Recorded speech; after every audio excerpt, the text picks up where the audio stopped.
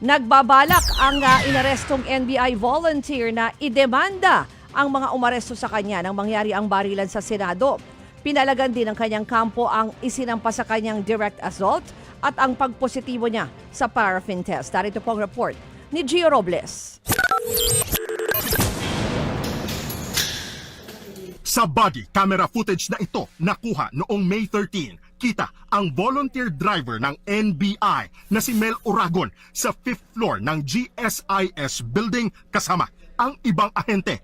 Maririnig pa ang mga putok ng baril sa pagitan ng Senate Sergeant at Arms at NBI na nasa ikalawang palapag ng gusali. Kapansin-pansin din na radyo at itim na jacket lang ang bit-bit ng volunteer driver taliwas sa paratang na may dala siyang baril. Pansamantala nang nakalaya ang volunteer driver kahapon matapos makapagpiyansa. Muling iginiit ng 44 anyos na si Oragon na hindi siya nakipagpalitan ng putok sa usaa.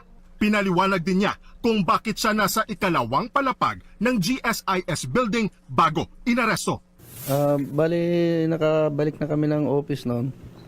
Bigla akong tinawag at sinabihan na ako na may naiwang bag, isa sa kasama natin at kailangan na makuha dahil may mga gamot na laman.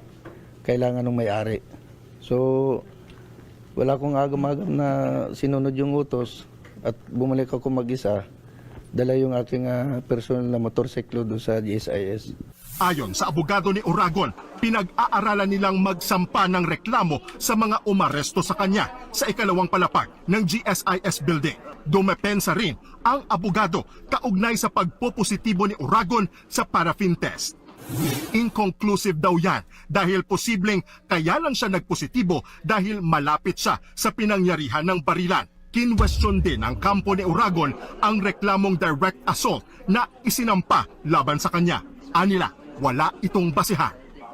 Civil yung kanyang pakipag-usap sa umaresto sa kanya noong time na yun. So, kaya gusto rin namin maimbestigahan ulit ito para malaman talaga kung ano yung basis ng prosecution para i-push yung kaso na to. Hindi tuluyang isinasara ng NBI ang posibilidad na balak gamiting escape route ang GSIS building para kay Senator Bato de la Rosa. Bagamat walang diretsahang kumpirmasyon, inihalin tulad ni NBI Director Melvin Matibag ang Senado sa isang lugar na may maraming posibleng lagusan. Anya, 8 entry points ang maaaring gamitin mula sa Senado patungo sa kadugtong nitong GSIS building bukod pa sa pangunahing gate ng complex. Pero ayaw munang pangunahan ni Matibag ang investigasyon na una nang may lumabas na ulat na may naganap o manong rehearsal para sa posibleng pagtakas ng anilay puganteng senador. I cannot confirm na gagawin nila yon, but the Senate is a good escape route for that purpose, no? Kasi yung GSIS, Senate to GSIS is a good entry point. That's possibility, but am I saying that they're gonna do it? It is a possibility, factual yan. If you look at the layout of the building, pwede talaga.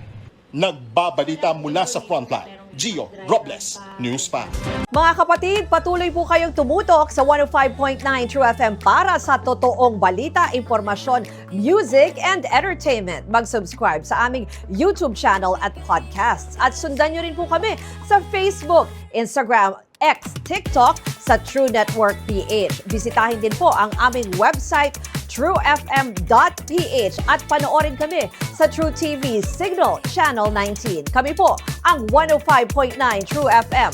Laging true sa'yo, kapatid. Ito tayo sa